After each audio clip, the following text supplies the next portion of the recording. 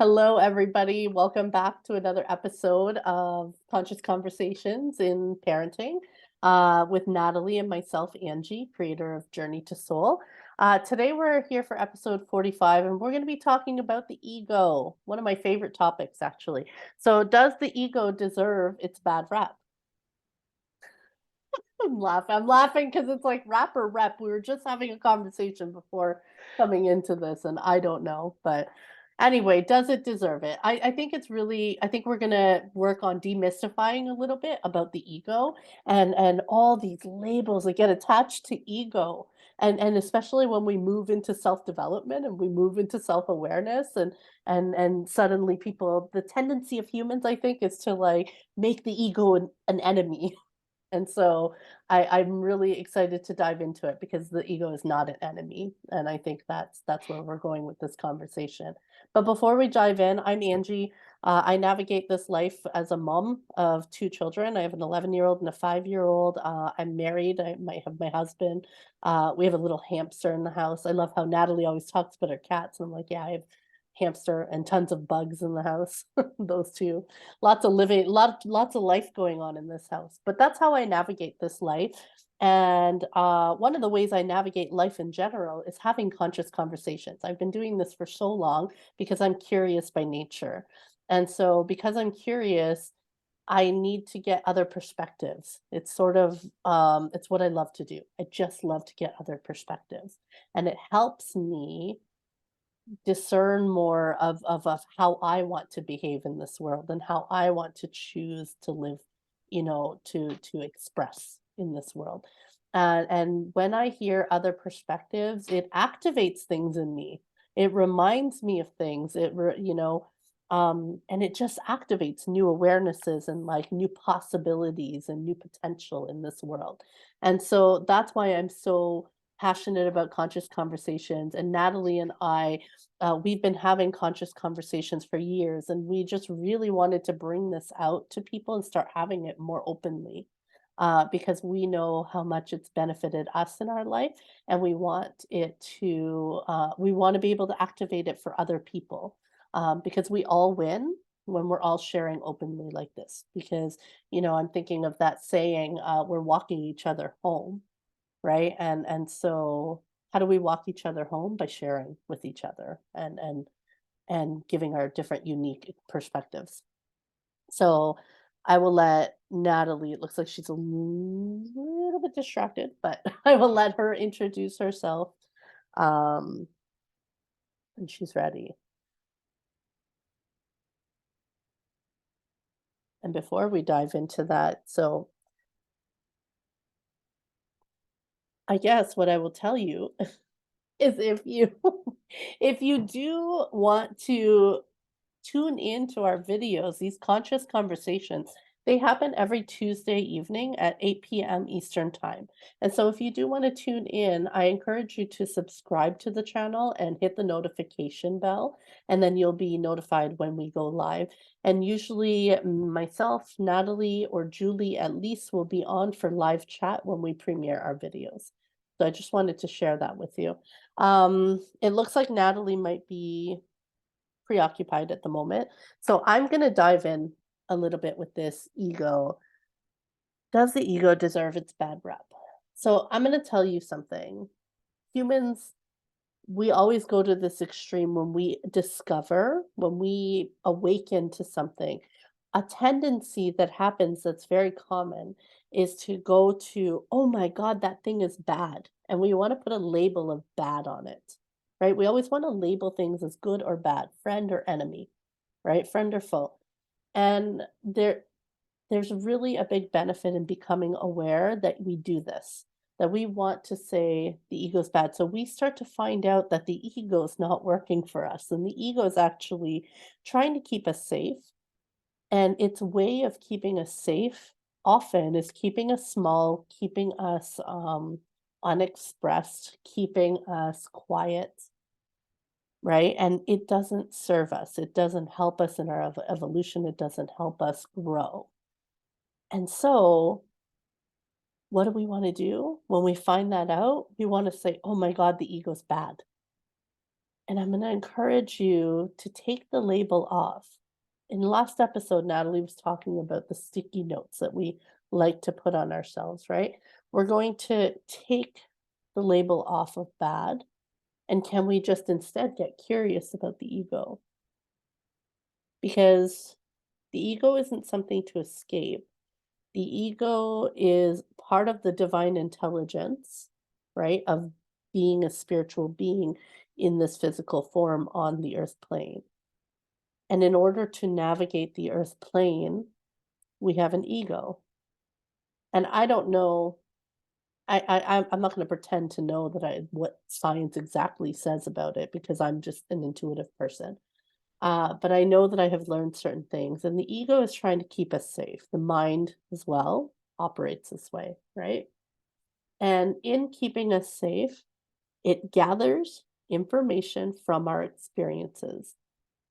And if we have a traumatic experience where we have felt unsafe, the mind quickly comes in, thoughts start to drop in. Oh my gosh, we're not safe. Oh my gosh, I did this wrong, and that's why this happened. All kinds of beliefs and thoughts start to form, and we accept them. They come in. Here's an experience, and it comes in, right? And we want to, we want to, oh my goodness, I'm having such a hard time doing this, Natalie. Oh, here you're seeing me live, like cracking. I'm like, because I want to have the conversation. It's only one way. So I'm like, I don't know what I'm saying. Yeah, thank you for that space. Oh, And if no everybody problem. tuned in last episode, we were talking about space and mothers. So thank you for providing that loving space for me, Angie, and Of everyone course. watching. Of Um, course. And this is real life. yeah, Like, this is real life. This is just my yeah, nervousness. I'm like, oh my God, I want to have the conversation with someone. I don't know what I'm saying. But yeah, yeah. it's okay. But I do Um, know what I'm saying. What I'm saying is that the ego is trying to keep us safe, and it has a way that it operates to keep us safe. And it operates through our experiences, and that creates the filters through which we see things. And so, yeah, as we go through life and we have experiences where we have not felt safe, the mind really holds on to that, really holds on to it and says, oh, we weren't safe that time. And now we're going to see every experience through that filter. And we're going to do yeah, something to prevent us from feeling that way again. yeah, And imagine how many times we've felt unsafe in life, especially when you're 0 to 7 years old. Like you're just literally in fear and in trying to find security and stability in this world, in this yeah, earth plane. yeah. Especially in the formative years, like the first 6, 7 years on this planet, guys. Yes. Like our brain is a sponge, and especially in those formative years. So again, the ego, the mind, is part of this human body, and its job, or what it believes its job is to protect us, Mhm. to keep us safe. So maybe when you were a kid, you heard like a really loud noise at night, right? And it scared the shit out of you. And so your mind, whatever happened, whatever thought, whatever feeling, like bodily feeling, that was programmed into your mind. So then that's why whenever you hear like a loud noise, I mean, kind of being startled is just, I believe, is just a normal, like, I'm a physical human being and there was like a loud noise. But like that really tenseness that like you can't shake off, that's part of that programming that was like stamped into your body and ego. Because again, ego is just trying to protect you. So we often see this in like um, relationships, like how you speak to someone, how you behave around people, how like especially relationships and women, it's like, oh, you always go for like the bad guy or whatever, like that, like Mhm. bad boy or whatever. But like all those are just prime examples of how the ego wants to help you, the mind wants to help you, wants to protect you, like it wants to help you and to protect you. And um, so often um, in this world of awakening, of spiritual growth, um, the ego's made out to be a bad guy. And it's not. Do we need to control it? Yes. Do we let it just like do whatever the hell it wants? No, because when we let the ego and the mind and our thoughts do whatever the hell it wants, well, that means that we're not conscious, we're not aware of it, we're still in that kind of sleeping mode. Um, When we but become the mind, conscious, one thing, yeah, when we become but the conscious, we really start to understand that, conscious choice moves us towards our highest good. We can use that intention of our highest good. The ego, when we let the ego run the show, right? And often we're not conscious of that. We begin to understand that the ego was never working for our highest good. It was working with the intention of keeping us safe. And that yeah, isn't our highest good. exactly. Yeah, it's part of us. There's a reason why we have a mind. There's a reason why we have like our brain functions the way it is. Like we're the only creature on this planet where our brain works in a specific way. We have a frontal lobe. We have cognitive thought. There's Yeah. a reason. It's a tool. It's a beautiful tool that's given to us. It only goes berserk, when we're asleep, when we're not conscious of it, when we are not using it as a tool. Just like, I mean, I think the other day I was using the example of driving, right? Like, driving is great if you're driving forward. Let's say you've been driving backwards all this time, you've been driving in reverse all this time. Well, that's a lot of freaking damage you can do to your life, right? But when you're conscious of it, when you're like, oh, you're in the same vehicle, you got the same steering wheel, you got the exact same equipment around you, but Yeah. now oh, don't put it in reverse all the time, right? Put it in drive, like you learn to use it properly. And the thing that's tricky with learning to use our mind properly is it's a lot like it's in this vehicle. It's our thoughts, right? So you have to first be aware of your thoughts and everything. And then once you recognize that you actually have thoughts, that you're not that you're not your You're thoughts, not you're the not the thoughts. narrator that's like blah blah blah blah blah blah blah, then that's the first step to start taking control of this tool. And I mean, again, like the ego, like I had a message from my ego the other day. It's like, because I had like thoughts of like, oh, in this situation, like, what am I gonna do? What am I gonna say? What am I gonna say to this person and this person and this person? And then I didn't stop. I just recognized the thought, right? So I was just kind of watching from back here. And then I realized that the ego was just trying to help me out. The only way it knew how to by like verbally like blehing all these thoughts, because that's how it thinks it's helping. That's the only way it thinks it can help. And it's like, oh, it's like, okay, that's okay. Like, thank you for helping me. Like, thank you for wanting to help me. And it's like, all this awareness and everything, it's not to shove the ego Yes. behind. It's not to like shove it in a closet and lock the door and toss it in the ocean. It's to work with it, to work with all these tools, to learn how to like drive and drive, you It know? makes me think, Um, in healing, we bring back all these parts of ourselves, these parts of ourselves that got left behind in a previous moment, which is really just now, but that's another story. But I mean, we bring back all these parts by acknowledging those parts and saying like, yeah, you are a part of me, and we're safe here to feel everything, whatever. But it makes me think of that. So I have a practice in my membership where I am always guided to bring the mind and the ego mind, down into the heart. So when the mind wants to start planning, like let's say I set an intention, because we do an intention circle every week, and we set intentions, and what comes through is like, okay, we've set an intention, and the mind wants to get to work. As soon as you set an intention, the mind wants to tell you how it's going to happen. Here's what you need to do for that to happen, if that's the yeah. intention you want, and it's trying to get it done for you, right? And so the Yes, yeah. the It way knows it's it has a guided. part to play. It just doesn't know how Exactly. to play it. But it doesn't know how to play it, so it does what it knows. Like, this is what it knows, so we try to plan it, right? And so what we do in the meditation is like, okay, we know that the mind is trying to jump in, and we say, "Thank you, mind. Thank you. Thank you. I know you're excited to get started, but I'm gonna bring you down. I'm gonna bring you down into the heart because the heart has another way, and it's easier, and it's, and it'll bring us to the highest outcome.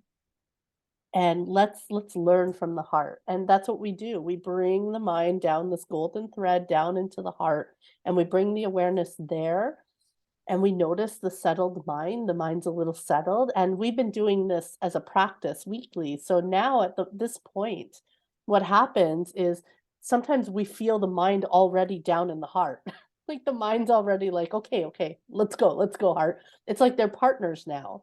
You know what I mean? This is what's Yeah. happened because it's a practice. And now it's like the mind's like, okay, heart, where are we gonna go? It's almost like the mind's really excited because, like, oh my God, I had no idea there were all these other ways we could do it.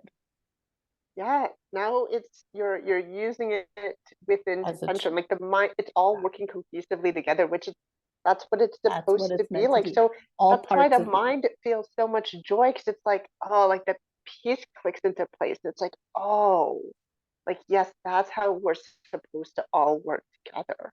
Just like humans, we're meant to collaborate with each Like other. all three of us. That was the word that was also coming in, but I wasn't saying it. Like the mind, the heart, and like the human.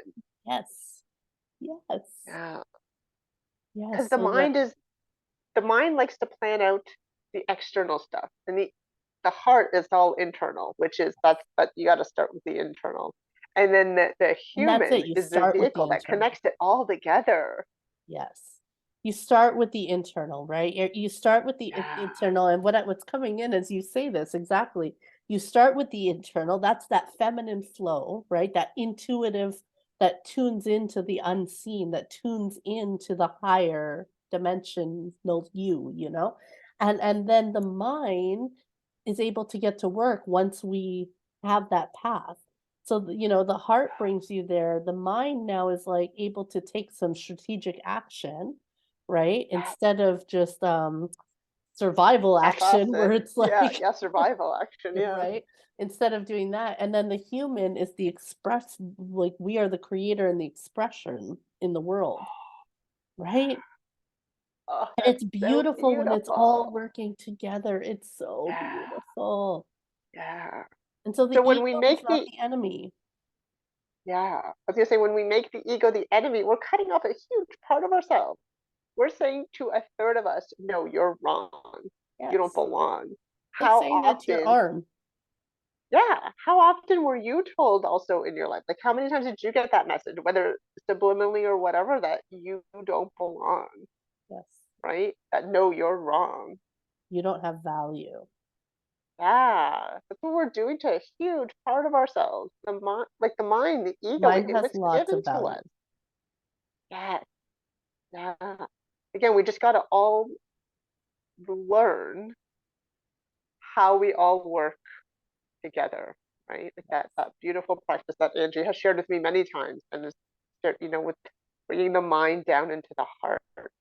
And And it's we such a keep beautiful doing that, and that's how practice. you reprogram it. It's like, oh yeah, that's how it's supposed to be, right? Like you don't breathe from your feet, you know, you breathe through your nostrils. Imagine all this time you're trying to breathe through your eyeballs or something. Like you would be gasping for breath. So uncomfortable. It'd be so uncomfortable, Yeah. right? That's it. Like, Oh, and the heart, and it's just such a beautiful, and through the practice, like we experience it. We experience it in the membership where like the mind is like quick now to hold hands with the heart. And like it's almost playful. I can't explain it. Like the energy feels really playful sometimes. The energy is yeah. like two little kids. I imagine like two little kids holding hands and being like, "Yeah, come on, let's go on this adventure." Yeah, the Together. physical Yeah. and the non-physical Yes. connecting, right? And then the human expressing it out in the world. Like, it's just so beautiful. It really Yeah, is a beautiful thing. And so the ego, yeah, if you have been labeling the ego as bad, if you've been led to believe that your ego is bad and the mind is bad, the mind is something we have to shut down. The mind isn't something we need to shut down. You need the mind. You know, I imagine the heart as that divine feminine and the mind as the divine masculine, and it has to Yeah, work together. It has to work in yeah, harmony. And if it's all one, we're it's still hard to be in this world. That's why we need an yeah. ego to be in this world. Yeah, it's all balance, right? Like it's all duality. And how can we find that balance Yeah, in this world of opposites, right? yeah, Yeah. yeah, And that the human, our body is the one holding these two divine powers together. yeah.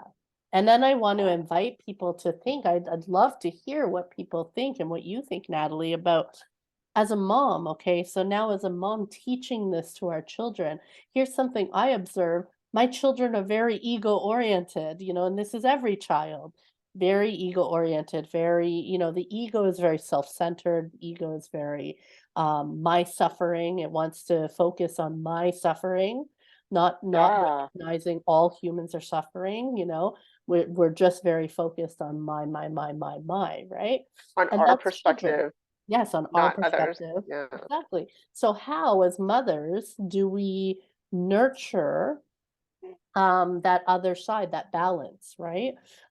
Instead of making it wrong? Because I've definitely, as a parent, made it wrong and been annoyed at my children for being so egotistical, for being so, Yeah. you know, like oblivious to other people's suffering, other Yeah. people's positions, right? And so as a mom, how can we bring more heart? How can we teach them how to go with their heart? And some of the ways I do this, I will share is like I will actually say I use the language to my children. Did that come from your heart? You know, they might say something to, you know, one might say something to the other. And I'll just be like, that didn't sound very kind. And then I'll just ask her, did that come from your heart?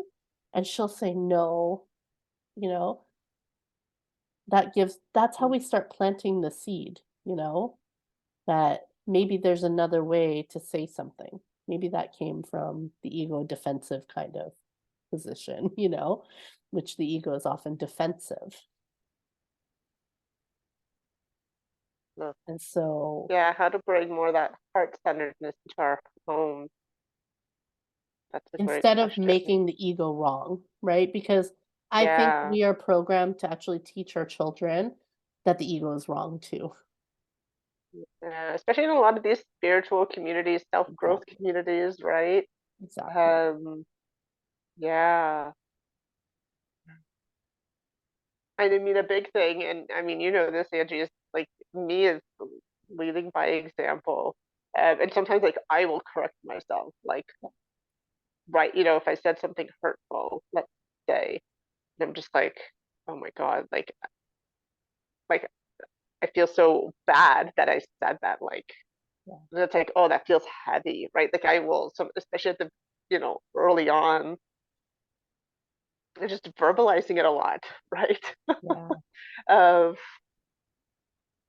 like, well, and like apologizing, right? I think just again, like, uh,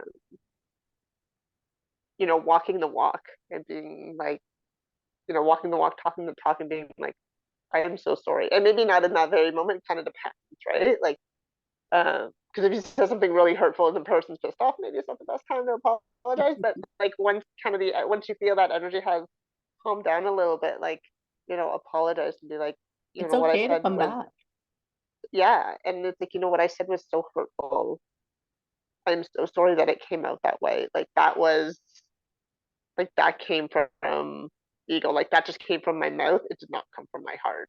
I said that recently to my husband. You remind me of, yeah, my husband was having a really hard time with job search, and it's tough to be in a job search, right? And it's a very vulnerable position to be in, especially when you have a family and you want to provide for your family, right?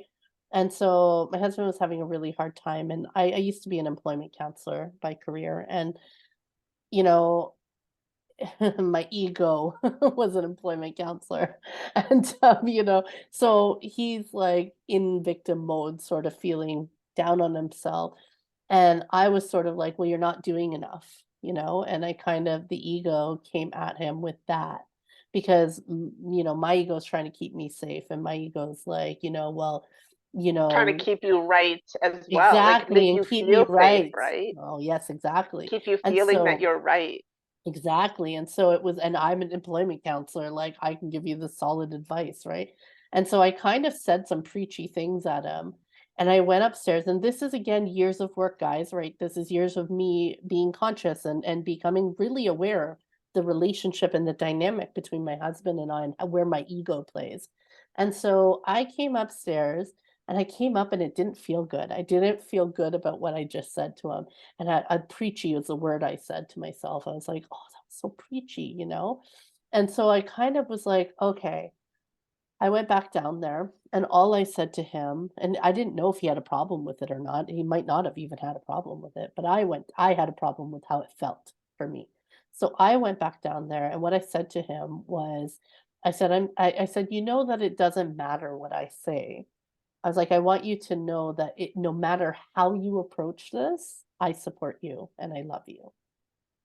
Because in my thinking of saying that, I'm like, he has his own path and he has his own guidance as well. And I know how my guidance sometimes puts me on a different like action than I would ever do. And so Yeah. perhaps he has that action coming. And so I'm thinking he's not doing all these things. And maybe he doesn't need to do those things. And if he follows his Yeah. guidance, which he usually does, so I was like, I want you to know that however you choose to approach us, I know you're having a hard time now. I'm sorry I was preachy. I support you. I love you. And that's how you dissolve ego. You know what I mean? That's how you dissolve the hardness Yeah. of the ego. Yeah, the hardness of the ego. Yeah, that's how you start reprogramming Yeah. everything towards more that divine connection. Yeah. The ego can be softened. It can. Yeah, Doesn't have to because be. especially once that you rewire it to like, let's work together with the heart on this. Yeah. And you say, we're safe. We're safe. That's often the language that comes through too Yes. in membership. Like I'm like the heart says to the mind, like, we're safe. Like we're safe. Yeah, it's We're on the okay. We're highest safe. path. Yeah.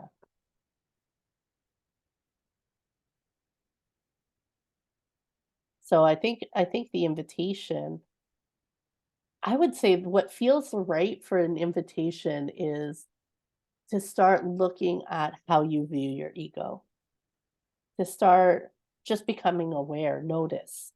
Notice what you think about your ego. And do you have that label of bad on it? Like, I think that's a great starting point. It's just noticing if you Yeah. have a label of bad on your ego and the mind. I hear a Yeah. lot of people in my world who are like, "Oh, I can't shut my mind off." There's judgment right Yeah. there. There's the label of bad on the mind. Yeah. And how can you That you need soften to shut it down, that? right? Yeah. Mm. And just I invite Yeah. you to ask, how can I soften? How can I soften Yeah. towards the mind and towards the ego? And try this practice of just bringing your awareness, like literally, it's not a hard practice. It's just a practice of noticing the mind going, and then just saying, "Hey, mind, can we come down here for a moment?" And just bring your awareness down. I imagine a golden thread between the brain and the heart, and Mhm. just bring your awareness down that golden thread and into the heart. Yeah. And then trust that the heart will lead. The heart will lead with love. Your heart always leads with love. Yeah. It's connected to divine love, man. Exactly. It can't help but Yeah. lead with love? So if you give it something Yeah. to lead, if you give the heart something to lead, it's going to lead it. Yeah. Oh, I love that. I'm just gonna mirror your invitation because that's just beautiful. There's nothing that needs to be added to that. Well, thank you. Yeah, it's a beautiful practice. It's something we love. It's something we cherish in the membership for sure. Um, yeah, so that's it. The ego doesn't deserve the bad rap it gets. And just understand it doesn't matter how it got the bad rap. It's programming. Look at Yeah. our world. Look at our world. It's been exploited. If we believe our egos are bad, that serves, you know what I mean? The ones that want to control us. Yeah. That's all. Uh, because our true power is connecting the ego and the heart together. Exactly. That's exactly it. And then the human starts expressing in a beautiful Yeah. way. When you bring those two together, Yeah. the human starts, and then the ego works. This is how I'm going to end it on this side. And then the ego works in that healthy way it was meant to work. Do you know what I Yeah. mean? To keep us safe from the physical dangers in our world, Yeah. the actual dangers. Yeah. Anyway, that was a beautiful conversation. Thank you. Yeah. You know, it felt Thank like a you, bit of a rough Angie. start for me, but thank you.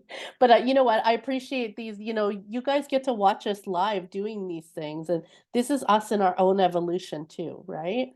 And Yeah. you know, normally I would want to run away, and I'll tell you at the beginning, I wanted to just stop it and then let's re-record it. And then I was like, no, I don't want to do that. Oh, This is real life. This is me panicking, yeah. and it's okay. And then look at this Yeah. beautiful conversation. Vulnerability, real life, right? Yeah, Yeah. So walking the thank you talk. again, guys, for all that space. Yeah. Love you all. So thank you. Thank you so much. And if you do like this video, please like it and share it with somebody. Um, Exploring ego, share it with them. But until next video, we will see you and we love you.